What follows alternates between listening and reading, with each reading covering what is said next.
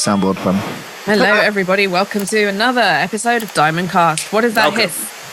What is that hiss? What hiss?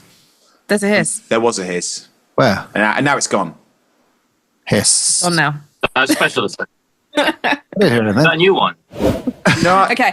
Hi, everyone. Welcome to another episode of Diamond Cast. Lots of stuff has been happening this week. We've got loads of things to talk about. We've got loads of things to talk about as from last week's as well that people have come up with new answers for, I believe.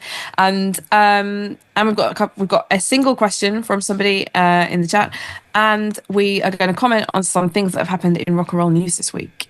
Brilliant. So, with that, shall we begin with Ben? You've had an interesting week with Yanni. Yes, so we were recording the vocals for the album, for the Diamond Black album this week, which was very exciting. It was just such a great experience to be focused on something. I was hyper focused on something that we really care about for 5 days, and we got some amazing results. It was really interesting because when we approached each song, he really wanted to talk about the story and where we were, and it really informed the different ways of singing, particularly in the verses. The verses tending to be in songs the more sort of storytelling bit of the song, when the chorus is more the sort of the anthem, of going into each verse and going, what's happening now? What kind of voice, what sort of options have we got? Try some different things. And it was great because I thought I only had two voices, like loud and quiet, three and off. But we found all these different characters and personalities that were part of my voice, and we really lent into being as authentic as possible and very much using my own accent, because as someone who's grown up with a lot of rock music that's American rock music, I thought had drilled into me to say words like past and last, whereas I wouldn't say that if I was speaking normally. I'd say past and last. So trying to find a way to put that in without it sounding, with it still sounding natural. And it was just a really great experience. And sorry? Is it West Country accent? Yeah, just try and make it. Let's say it all like that. Just yeah, saying. Wicked. And a change. I was going to say, which accent did you do, Ben? Because you're so good at doing so many different ones. Right. Well, then, because I had the West Country accent, I had to change some of the lyrics to make them more about farming and cider. Yeah. So I haven't told you guys about that yet. Look forward to it when you hear it. A few more songs about cider and combine harvesters and that. We approve. Oh, absolutely. So it was a really good week, and some of you guys might have seen that we posted a little video online about some of the wonderful feedback that Yanni had given me during the process. He came up with so much good stuff, and what we actually Get your big boy voice out. Well, yeah, that and a lot of this stuff he was just saying. I didn't feel like he was trying to be funny. He was just saying it, and I was like, "This is amazing." But he also said a lot of very encouraging and nice things. And because of I think the very honest feedback that he gives, I knew when he felt positive and excited about something, he'd sort of turn to me and go, "Oh, whoa, that was really good." And that made me feel like, yes, he genuinely really liked that. And it really encouraged me. And all his disses were so funny anyway. It was a pleasure. We did actually quite an interesting thing where we printed out each song's lyrics, and I had the sheet as we were doing it and made notes on the sheets about different ways to sing it, and maybe a word got changed here and there. And then at the end, we signed it and dated it. So what I thought we could do is that we could somehow, like, those could become merch items when we release the album. Like, there's only 10 of them, and they're the actual ones we used during the process. Cool. Wouldn't it be exciting to know what you wrote down on those pieces of paper? Only the people that get them will know. Exactly, yeah. Some of it was about how certain bits should be sung, possibly written in a shorthand that people would be like, "What does that mean?"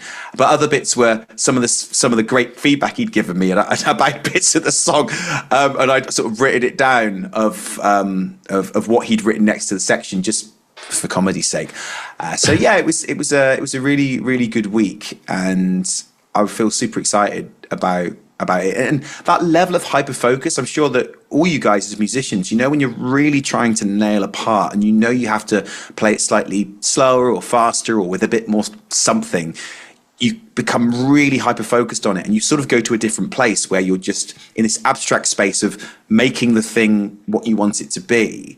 And it's quite a kind of surreal and almost meditative experience of being so hyper focused on something. It's a really nice, and I feel really lucky as someone who gets to do that, because I think there's a lot of serenity that can be found to sort of cut off the chatter of everyday life by going, I'm just doing this now.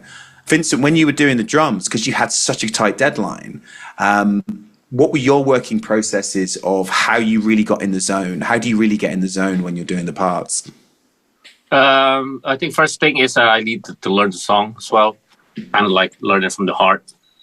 And I just sit down and just try different things, try different feels, different groove. And obviously, because when you send me the demos, there's already kind of like a rough drum guide in there. So I kind of stick to that. That's the main bit. And then change it a little bit. And like I said, just trying out really different things, record them. I think it's really important to record and listen to your performance.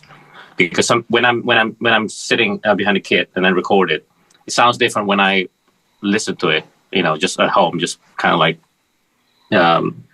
listening to what I recently done. But yeah, it's for me, it's very important to listen, to record and then listen back, because there are probably things that I don't hear when I'm recording it on the spot. And then I hear it, I listen back, and then say, okay, well, this doesn't sound more, this doesn't work, or it doesn't sound right, things like that. So I just really sit down and just record it, try different. Yeah, and it's about sort of getting in the zone. And what really helped me with this week was that my relationship with my phone, I was really disciplined with it. So once we'd started recording, my phone was off until the end of the recording day. And do you remember that I said to you guys last time that Ryan Holiday thing of, even if you only look at it for 5 minutes, something might knock your focus. And I was really conscious of that. And I thought, anything that I need to do, I can do later. I can respond to someone later. I want to focus on this now. This is really important. I want to be completely calm in the zone without any distractions, because this is so important to me. And that was something I'd never done before. Whenever recording in any band, whether that be guitar or vocals, I'd been, every time we take a break, I'm on my phone chatting about something, or checking an email, or doing some finances, or whatever it was. Like, it's just, this is the vocals week. This is what I'm doing. And that was really nice. Well done. Did someone say that you came up with different names for the characters that your voices were? No, it was more like there weren't really names. Were there actually? When he wanted me to make something really emotional, he'd say, use the BMO voice, as in Ben Emo, BMO. Oh, cool. So he said, use BMO for this bit. And he's a Muppet or something. But he said, but he really, really hated it if I ever did any Hetfield. Because I naturally, because of Stark, because I've listened to so much sort of rock and metal music, that I've thought that's the right way that you punctuate the end of a line. You sing the line and you sort of go da da da. And this is sort of, you can't just end the note. You can't just go da. You have to go da, like making it cool or something. And he's like, stop doing it. It's pathetic.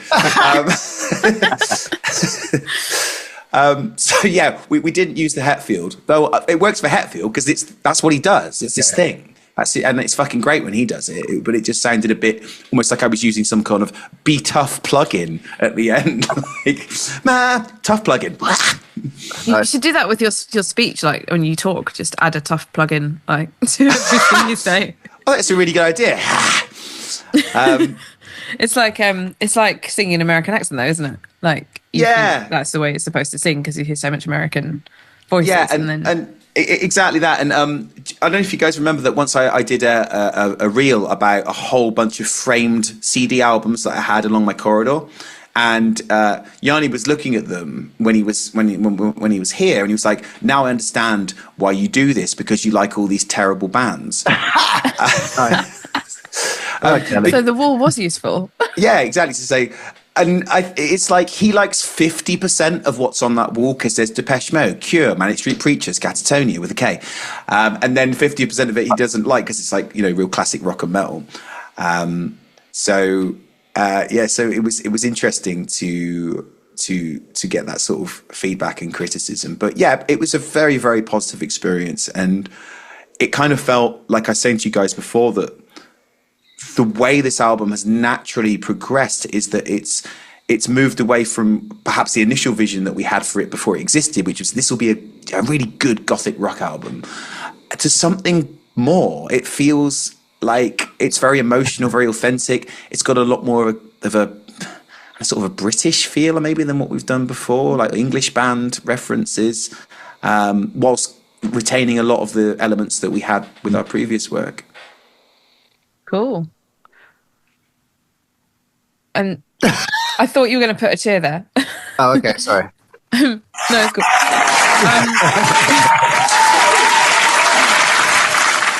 And so, Vinny, how's it been for you recording the drums from your perspective over the last week? Well, actually, it was funny when I saw that clip from Ben and Yanni, because Yanni said the same thing to me. There was one time, I don't know if I told you, I probably haven't, but I think I was probably the 7th or the 8th song. So I sent him the drum tracks. It was roughly mixed. And then he left me a voice message. So I had to listen to it. And he was saying, like, yeah, the drums sound good, but it's all over the place. I was thinking, fuck, what do you mean all over the place? I was saying, I'm pretty sure I played it really well. You know, for me, it sounds really tight. So I gave him a call. I said, Yanni, yeah, I got your message. Not really sure what you mean all over the place, because I'm pretty sure I played really tight on this one. It sounds really good in my ear. And he was laughing. He said, no, I'm sorry. I'm not Ben. I can't explain things properly. He actually meant the levels, because I when I send you guys a mix, it's a rough mix. Yeah. So the kick drum might be too loud, but that's just for reference. I wanted the kick drum to be loud so Adam can hear it, or you guys can hear it, because it's a kick snare. So normally the kick and snare should be loud, and then everything else. So that's what he meant. I thought he meant, yeah, it's all over the place. Like my playing was all over the place. So I was like, oh, what are you talking about? That was a little. Yeah, do you know, it's another really great one. We were doing this start of this verse, and we were doing it sort of over and over again. And he just went, "This is boring." I was like, what? The song, my voice, sitting here doing this recording? What's boring? Being here, yeah, exactly. We're just like an 8-year-old. This is boring. But he had a point, because what would happen was that we were just sort of doing the same melody every time. So we just said, let's do a little shift. Let's change it up. But the same sort of thing, Vincent, that his very kind of blunt response, rather than it being me, like, I absolutely love what we're doing here. Perhaps we should try and add a few more flavours to give it a little bit more pizzazz. It's like, this is boring. That's like my feedback. Yeah. I like how Ben's feedback is basically C3PO. Yes, it is. I think this R2 unit. Yeah, I think having someone like a producer who's honest and, not necessarily critical, but provides honest feedback, I think it's very important, rather than just making everyone saying positive things just to make everyone feel good. I think there's a right way of doing it, because what Yanni, as I said, he was also really, really positive about a lot of stuff. And if we were trying to get a certain part over and over again, he wouldn't just go, it's shit. He'd be like, we're almost there. Try again. We're almost there. So it would be it basically is saying the same thing, but in an encouraging way. And I remember working with a producer in the past where I was doing the line again and again, and he was just going, do it again. I was like, what should I do differently? And particularly when you're doing something that's very physical, whether that be drumming or singing, there's only so long you can do it for before you start to get tired out. So you're also mindful of, I don't want to keep singing this bit if I don't know how I'm changing it. Whereas Yanni was a lot more encouraging and specific about it.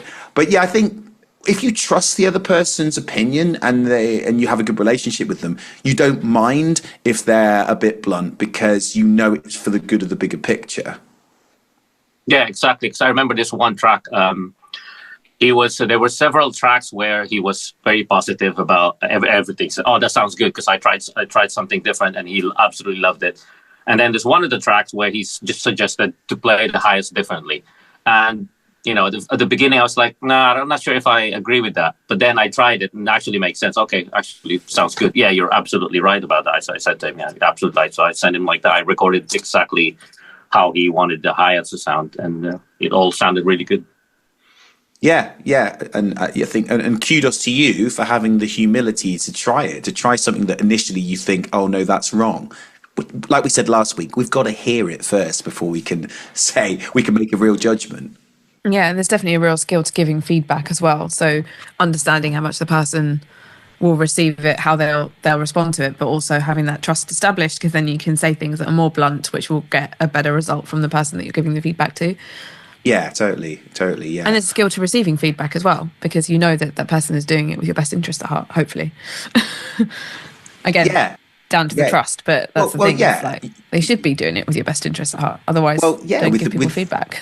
with the project's best interests at heart, with both wanting it to be as good as it can be and having the trust to go, if he says this isn't working, then this is boring. Then I wonder if there's a sound bite. Can Adam have that on his soundboard?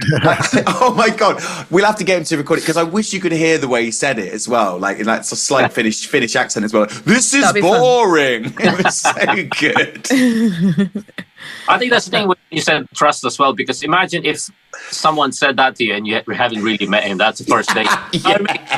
Yeah. Because something happened with Yanni. I recorded something, and he was the producer at that time. I think it was Diamond Black as well. And then because I haven't met him, haven't spoken to him, and then we just talking through Facebook message. So he sent me a message, and I took it I took it personally, because he said something like, "At least play a tambourine. At least play a tambourine." At least. I know, but the thing is, when I met him and then I started talking to him, I knew he didn't mean it that bad. He's just saying play the tambourine. It's just the way he said it. It's like, at least add some tambourine. You know what I mean? When someone says, come on, at least make an effort, Vinny. Come on, at least do something. Yeah, exactly. But because once you get to know the person, okay, you understand. Okay, it doesn't mean it like that. Just being straight to the point. Yeah, totally. Yeah. Then sounds like you've had a really good, productive week, everyone. Well, I'm starting recording the bass part this week. To do so, I thought I'd go and get some new guitar strings, get it all sounding nice. So I went to old Denmark Street to get some strings, and then accidentally ended up coming back with a brand new bass guitar. oh no! No, I know. It's actually the only bass I wanted. Yeah. Accidentally. Oh, nice! Whoa, Matt Black. Yeah, 5-string stealth back Music Man bongo. Because I have a 4-string Music Man bongo, which I play all the time, but I don't have a 5. And so I always said the only bass that I'd buy would be a 5-string version. And I went in there, and it was just like hiding in the basement in the corner in this shop, and it's like pristine condition. I don't think it's ever been played. Come with a case and like all the original Music Man's like documentation and everything. It's wicked. Wow! I had to get it. So yeah, and I got 3 strings, so I did get the strings in the end. So I got the strings. Did you say it's called bongo? Did you say bongo? Yeah, bongo, yeah. Okay. Don't know why they called it that, but that's what that style is. Yeah. Well, nice. So yeah, I've been playing. That's cool, isn't it? Because then the first work or they or it will ever do. This one. He will ever do. Malvo. Yeah, after Lord Malvo from Fargo, because he's amazing. A stealthy person. There you go. Love it. Yeah. So the first work that Malvo will ever do is this album. Yeah. So that's what I thought. I mean, it's all serendipitous. Like, it's like a good time to get it and use it for this. Definitely. It's the first work he'll ever do in his life, isn't it? Because he's brand new. Yeah, it's pristine, mate. It's 2007 as well, so it's like I don't think it's ever been played. Someone's just had it. Wow. It's nice. So yeah, it's going to get played. Yeah. Are we going to get a little teaser of what Malvo sounds like in perhaps not now, but yeah, I'll do some little clips. I'll do some clips. I think you did an equipment showcase before with your other equipment. Oh God, I've got so many pedals on the go. I've got about 15 different guitar pedals because I went to my parents' house where I've been storing loads of my pedals last weekend. So I just come back with a suitcase full of them. So I've got anything better than a noise gate. Yeah, I bought a really nice ZBEX Mastertron fuzz pedal. So hey, listen, it's going to be fun. the noise suppressor, actually. Exactly. Sorry. To make it sound as boring as possible. I'm doing everything to make more noise. So actually, there was something really interesting that we also did during the vocal recording process, was that we were approaching, I think, the first or second verse of a song, and we set up the camera and we just filmed the whole process for half an hour, 25 minutes of us recording it and changing it and or experimenting with stuff in real time. So we've got this 25-minute video of that's it actually happening and being recorded for the final album. So I thought that could be another cool thing that perhaps we could make available in some form at some point to the fans. This just behind the scenes making of. Yeah, and really, like, that's the vocal being recorded for the album. So it's pretty exciting. Do you have like your hand cans on and you're doing like the thing like Live Aid style, where you're like a little booth? Yes, Ow. and Cool. So are we doing the question? yeah, let's do the question. Yeah. Okay. So we got a question from Sugarpunk, who won the art contest, which is probably how I'm always going to address Sugarpunk from now on. So Sugarpunk says, I have a question for Ben. And it's about, what are your thoughts on being the lead vocalist on the upcoming album?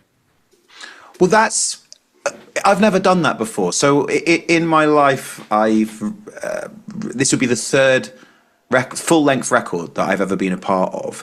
Well, I've done bits and pieces on other people's records, like a song here, a backing vocal there, or like, but as in like a band that I'm consistently involved with, and so this is the first time I've ever done a whole album with me singing lead vocal, and it's really exciting because previously in bands I'd either written or co-written the lyrics with the singer, and then the singer had sung them.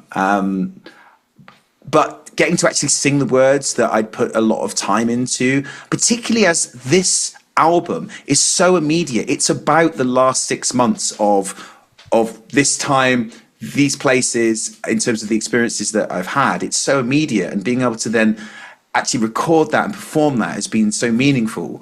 And I've really been able to put a lot of genuine experience and emotion into the parts, because I remember these things happening and these feelings in the last sort of 6 months or so. So that's been so cathartic and brilliant.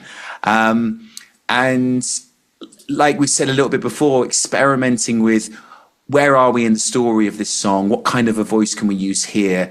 Let's find out what we can get out of your voice has been really cool. Because like I said before, I thought I only had on and off really, or suppressed. But he actually picked up something really interesting, that he said, when you sing big chorus lines, you nearly always, on the last note, you kind of kill it. You don't let it fly out. You go like da da da, and you just kind of suppress it. Like a Yeah. So you have your own noise suppressor in your voice. Yeah, and he was like, why do you do that? Why not just go da da da? And I was like, I think it's a confidence thing, and I think it reflects sometimes on. Yeah. Like sometimes it's work, sometimes it's atmospheric and it's cool, but sometimes we were talking about these choruses where it should be da da da rather than da da da, right? Yeah. And why do you do that? And I think it's a confidence thing. Maybe it's something to do with, without getting too deeply analytical, the sense of feeling like self-conscious about being loud and being out there and feeling like I want to sing something, but I don't really want to fully say it, so let's just bring it down a bit at the end and be respectful. Da da da. Now that's very quiet, everybody. Your voice as a lead singer as well. It's like, not obviously you can sing, but I mean not emulating other singers that you like and being like, oh, this is how you're supposed to sing. More like discovering like this is how Ben sings. Yeah, totally. And that was so what it was. And there were bits where initially he would go, "That's great," and I go, "But." The end, I didn't get the note exactly right, and there was a little flicker in my voice, and it wasn't like perfect. Really? They said, but that's personality, that's truth, really? That's authenticity. That's what people want to hear. They don't want to just hear a perfect, like almost an app voice. Yeah. Maybe in other genres it does work, but it's like, people can't sing. Yeah, then it's just fixed. Yeah. But he pointed out that sometimes if you have a perfect rock voice, it's almost like you're just there to sing the Transformers theme from the 80s cartoon. That's pretty cool. Or bad example, but like say like the voice that sings the theme tune to DuckTales or whatever, where it's just like a perfect. Wait, what are you on about? It's a great performance. Right. Okay, your point. Sorry. But it's being sung to be just perfect, like danger lurks behind you. You know, it's just perfect voice. Whereas that person who sang that song probably didn't really believe in DuckTales. They were just being hired to sing a great rock vocal, right? Whereas if you actually really want to express something perhaps more kind of authentic to yourself, it's okay to have these sort of nuances and these almost like fuck ups in it. Not really bad fuck ups, so that you're bringing out that emotion, that personality, and that like this is what happened in this moment kind of thing. So that was really interesting. So Ben, do you think that songs are better when the singer believes what they're singing? This is such an interesting concept because there are so many amazing songs out there where and people have connected with them so much, and yet the lyrics weren't written by the singer, but like some like Whitney Houston stuff, for example, you check it, you see she didn't actually write it, but she delivers it with so much power and so much emotion. I guess maybe it's a bit like acting, that you take the script and you sort of make it your own. Even if you didn't write the words, you go, okay, I can find my meaning in those words and I can emote it. So I obviously it can be done and be done very successfully. I just find that I love so much to actually sing the words that are about things that happen to me, because it just feels like such a brilliantly authentic and cathartic thing to do. Yeah, it's very very brave as well, isn't it? Because standing on the stage, so talking about things that actually happened to you rather than singing like, you know, hell yeah, rock and roll, let's get wasted, etc. Yeah, and That happened to me. happened to me in the old days. But yeah, so I think having that honesty, and it was that was a bit of a breakthrough, I think, for when we started out doing the shows. I hadn't intended to do that, and very naturally we started talking about the songs and what the meanings were between the songs, and that became something that people really, really connected to. And I've said this tons of times before, that people would come up to us afterwards who'd never seen us before and say, what you said between this after that song really helped me or really meant, and people would be like crying because it connected with them. And that was in many different places across those tours. So yeah, It's good to explain the songs to people. Yeah, and people get different things out of them as well, don't they? Which is really cool. And it's multifaceted because they feel differently about the artwork and the runes and the song titles and the song meanings and everything. So maybe something that we could do at some point as some extra content or whatever is that we could do once the album's out. I could do like a Q&A with people about each song and about the meanings, and it could be something that like a side quest that we do or something. Comment below if you want this to happen.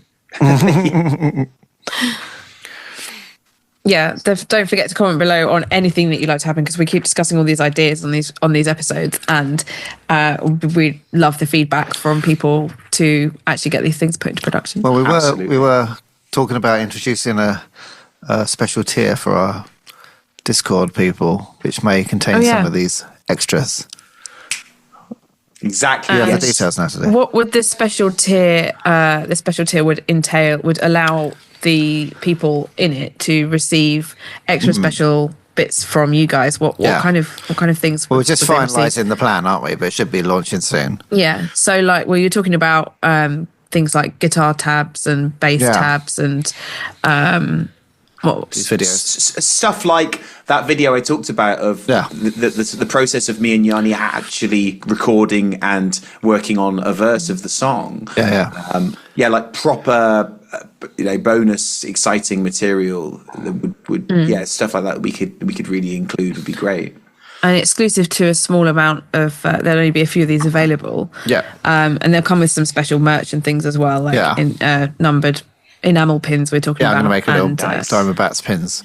Diamond Bat pin. Yeah, it'll be fun. And all the money received from these special edition packs will go towards the album.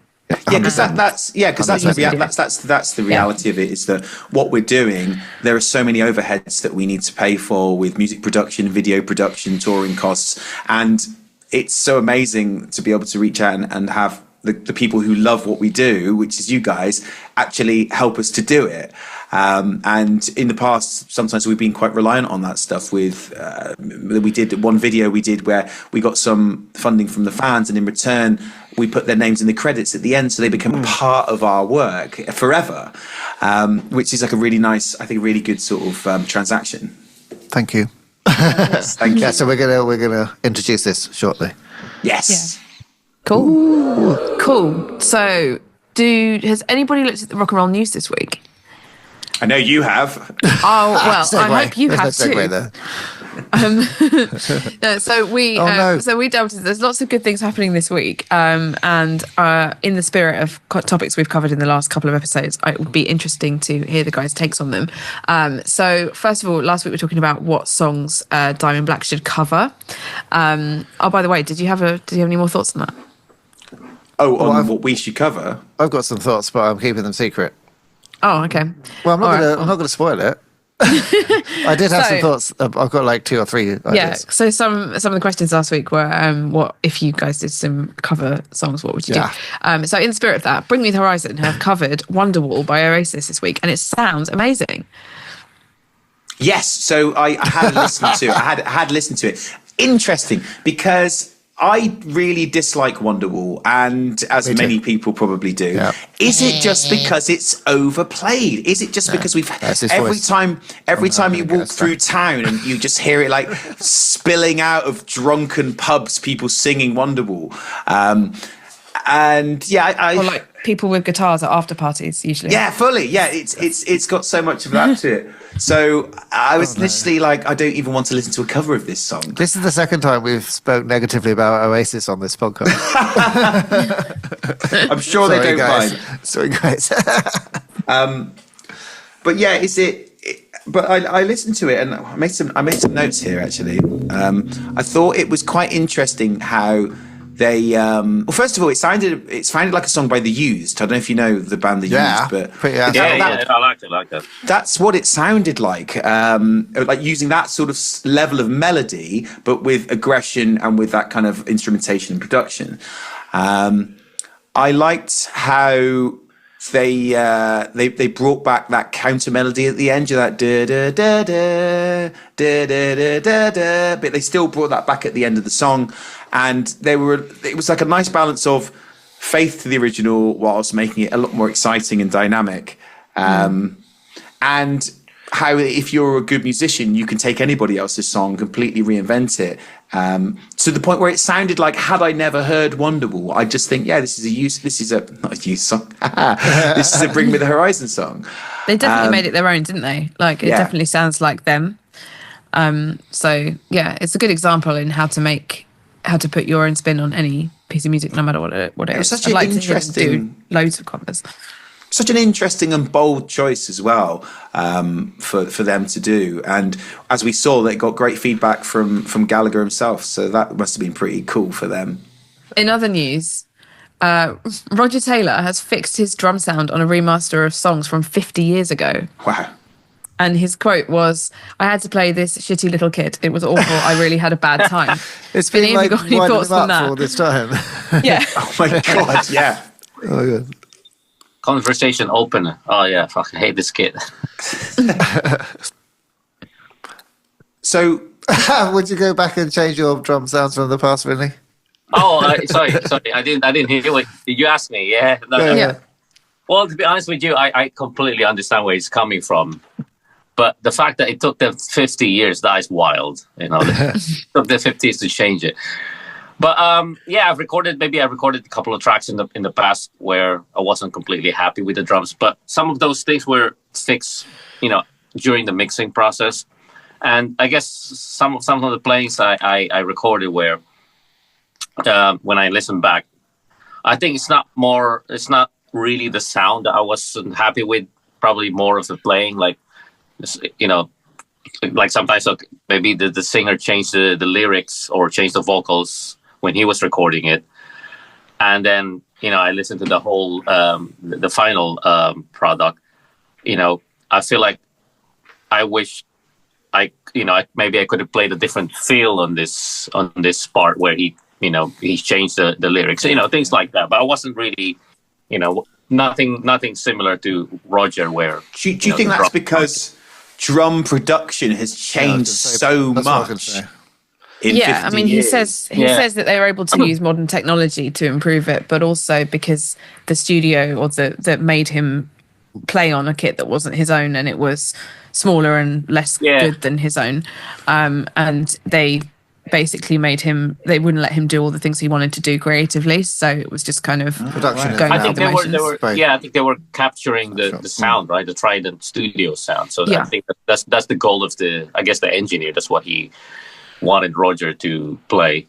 I don't really know the whole story, but I completely understand where he's coming from. If you're not happy with the drum sound, you're never going to be happy. I wonder this is a trait a lot of bands have, like with production, looking back on their old catalogue and being like, "Oh, I wish we produced this bit differently," or like over the years.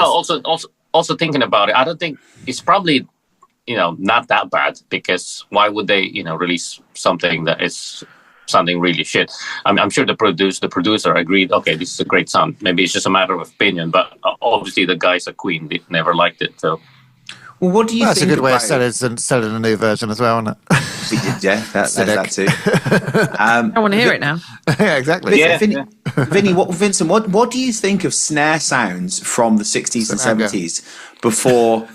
So it's good. Is it now Metallica that has to be in every podcast? Is that Metallica? Snare sounds before the 80s, before they became like more the Ramones powerful and stuff. Ramones just sound like a hit in a cardboard box. Yeah, like what do you think of those 60s and 70s snare sounds, Vinny? I think because that's the sound they I guess they were experimenting on, right? The dead sound with, I think they put towels on it, as much tape as possible.